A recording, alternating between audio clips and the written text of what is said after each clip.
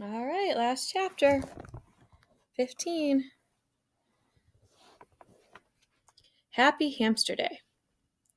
In December, things in room 26 really began to change. For one thing, it got cold outside and a little chilly by my window. In the early morning, frost would appear on the glass.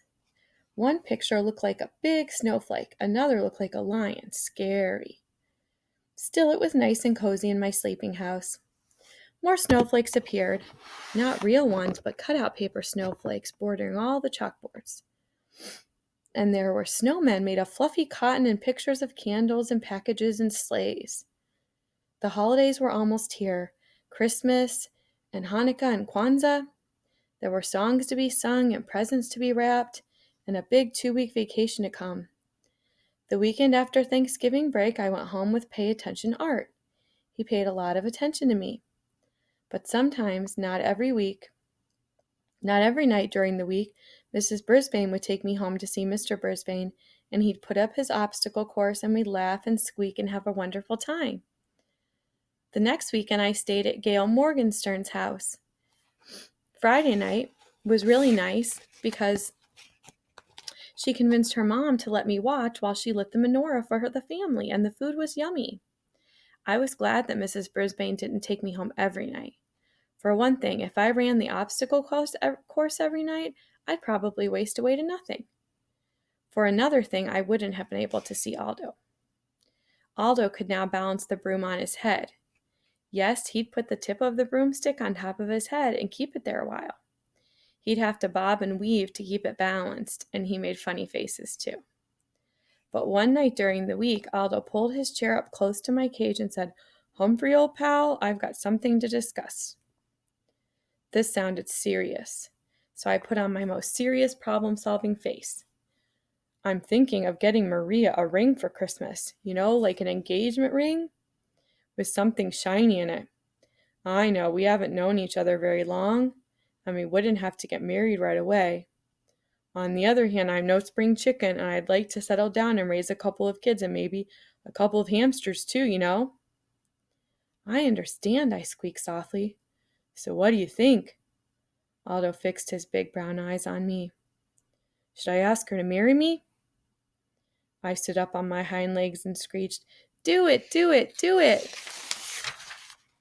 Then he stood up and shouted, "You're right, I will! I'd be crazy not to!"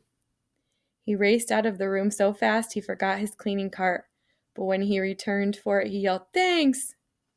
Sometimes, most times, it pays to squeak up.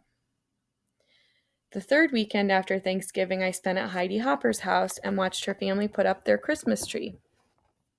It was the most beautiful thing I'd ever seen, second only to the little tree Heidi put in my cage. It was made of my favorite treat, broccoli. And then it was almost holiday vacation. Suddenly, it seemed as if we didn't have quite as much work to do in class. Everybody was planning the holiday party for the last day of school. One day, Garth, who never used to wait for the bell, stayed after school to ask Mrs. Brisbane a question. "May I please bring Humphrey home with me over the holidays?" he asked. Mrs. Brisbane looked as surprised as I was. "Well, Garth, I thought that was a problem." Garth smiled broadly. "My mom is much better now, and Dad says it's okay to bring Humphrey home." Mrs. Brisbane smiled back. "That is wonderful news. But I think 2 weeks might be a little much. How about the first weekend in January?" Garth nodded, but he looked disappointed. "Tell you what, why don't you have your parents bring you by our house to see Humphrey over the holidays? You can watch him run his obstacle course." Garth didn't look disappointed anymore. On the last day of school, everybody was very dressed up. I had on my fur coat as usual. Mrs. Brisbane wore a red and green striped sweater and a green skirt. She also wore a Santa Claus hat. This was an entirely new Mrs. Brisbane, the dressing up Mrs. Brisbane. "Class, I have an important announcement. We're having a surprise visitor this morning before our party, so there will be no vocabulary test today." After the cheers died down, Mrs. Brisbane went out in the hall and waved. A minute later, you'll never guess who entered the classroom. Mr. Bert Brisbane. He was wearing a Santa Claus hat, too. He looked a lot better now. No gray stubble or wrinkled pajamas. On his lap he had a large box. Mrs. Brisbane introduced him to the class and they all applauded. Then he told them that his surprise was actually for me. First, he pulled out something like my cage, only bigger.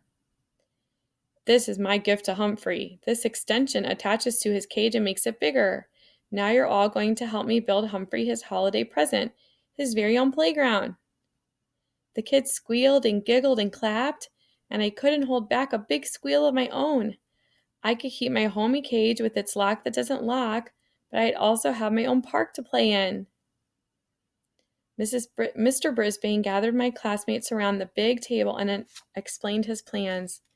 Mrs. Brisbane unloaded the pieces. First, there was a seesaw, then a tree branch to swing from, a big jungle gym, and 2 ladders, one to climb and one to walk across like a bridge. My. Soya held me while the other kids worked on my cage. She patted me gently and murmured comforting words. Meanwhile, Mr. Brisbane patiently instructed the children as they arranged the pieces. He even made sure everyone got a turn. Then Mr. Morales dropped by to see how things were going. He was wearing a tie that had little Christmas lights that really lit up. He and Mrs. Brisbane stood behind the children watching as my playground took shape. Looks like Bert should be a teacher too, the principal told Mrs. Brisbane. He already is, I heard Mrs. Brisbane respond. He just started teaching arts and crafts to seniors and kids at the community center. So he's made a new start, said the principal. Thanks to Humphrey. I believe those words were the best present I could ever have. Guess what I got my kids for Christmas, the principal asked. A hamster. Maybe it's a present for me as well. I think my papa will enjoy it too. When Soya put me back in my cage, everyone watched as I raced to my new playground, climbed the jungle gym, made a leap to the tree branch, and jumped over to the seesaw. Now I could have recess anytime I wanted. Whoopee! Just then, the room mothers arrived with cupcakes and juice. While they passed the food out, Soya and Miranda slipped quietly out of the room. A little while later, Mrs. Brisbane announced that she had another surprise gift for the class. The door opened and in came Miranda and Soya wearing red dresses trimmed in white fur, not real fur like mine, and white fur hats. They each had a basket filled with small presents, and they danced around the room singing a song about the wonders of winter while they passed the gifts out. When the kids opened their packages, they each found a keychain with a small furry toy hamster attached. The hamsters came in all colors: red, green, purple, gold, silver. Nice. The room mothers presented Mrs. Brisbane with a gift, a pair of red earrings, which she put on right away. I already thought it was a perfect day, but it wasn't really quite perfect until Mr. Morales peeked out into the hall and announced he had a big surprise. I wasn't sure we could stand many more surprises. And then she walked in. The biggest surprise I could imagine. Miss Mac was back. She was wearing a long flowered skirt and a bright red blouse, and she had a butterfly in her hair. Not a real one, of course. She also had a huge canvas bag with her. Remember me? She asked with a huge smile. My classmates were thrilled and they all rushed to her side. I was so surprised. I was positively squeakless. Mrs. Brisbane made everyone sit down again and asked Miss Mac, of course she insisted on calling her Miss McNamara, about her travels. Miss Mac told us about the rainforest and teaching in a school in Brazil. Then she opened out her big bag and took out a stack of holiday cards. Her Brazilian students have made a card for each child in room 26. While my classmates were sharing their cards with one another, Miss Mac came over to see me at last. Well, I can see by your cage that you've done very well for yourself, she said with a smile, and here I thought you'd be pining away for me. I have, I squeaked. She reached into her big bag. And I have a present for you, but don't tell anybody. She pulled out a brand new tiny notebook with blank pages, lots of them, and a new tiny pencil with a very sharp point. I thought you might need this. Then she tucked it behind my mirror. Miss Mac stared at me a little longer, then softly said, I've seen a lot of creatures in a lot of places in the last few months, but you're still the handsomest and smartest of all. Yes. And don't worry, I'll be back to see you again. She was still the same wonderful Miss Mac, I'd follow her to the ends of the earth, I thought, or at least to Brazil. But then it hit me. As much as I love her and she loves me, Miss Mac doesn't need me, not as much as Mrs. Brisbane and my classmates and their families do. Maybe that's what Miss Mac was thinking when she left me in room 26. This is where I belong. All too soon the bell rang. School was over for the day. School was over for the rest of this year. My head was reeling from all the surprises and excitement as we headed out to the car. In the parking lot, Aldo raced over to greet us and wish us happy holidays. He had come to pick Richie up. I hope you have a very happy holiday too, Mrs. Brisbane told Aldo. Aldo grinned until his huge mustache shook like Santa's tummy. I'm sure I will. You see, I just got engaged. I'm going to get married. Yahoo! I squeaked with delight. Aldo leaned toward me. Thanks, my friend. That night at the Brisbane's house, there was one more surprise. The doorbell rang and a very tall and good-looking young man appeared. He was wearing a Santa Claus hat, but he wasn't Santa. He was Jason, the Brisbane's son. He'd come all the way from Tokyo to surprise his parents. They were so happy to see him, they both cried just a little. I almost cried too. Soon the house was filled with friends and neighbors, and Mrs. Brisbane played piano while everyone sang carols and drank hot cider. I nibbled on raw apple and squeaked along. Later that night, when the house was quiet, I thought about all I'd done in the month since I had left Pedorama. I didn't know anything about the world then, but I'd sure learned a lot. I can read and write, and I know all the state capitals. Just ask me one. I learned you should never ever turn your back on a dog, and that it's a good idea to turn off the TV once in a while. I found out kids have problems, and so do teachers and principals. Sometimes all people need is a little encouragement. Most of all, I learned that one small hamster really can make a big difference. I decided to write down some of the things I've learned from my adventure, but there was just one more line left in my first notebook. So I thought, and then I scribbled down exactly what I was feeling deep in my hamster heart. Joy, joy, joy to the whole wide world, and that includes you, Humphrey.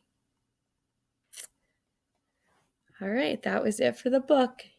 Now he just has his Humphrey's Guide to the Care and Feeding of Humans. So he has 10 things. So I'll read them to you. Number 1, like hamsters, humans come in many, many sizes, shapes, colors, talents, and tempers. If you judge them by looks alone, you'll miss out on knowing some wonderful people. 2, humans like to be entertained, and it doesn't take much to entertain them.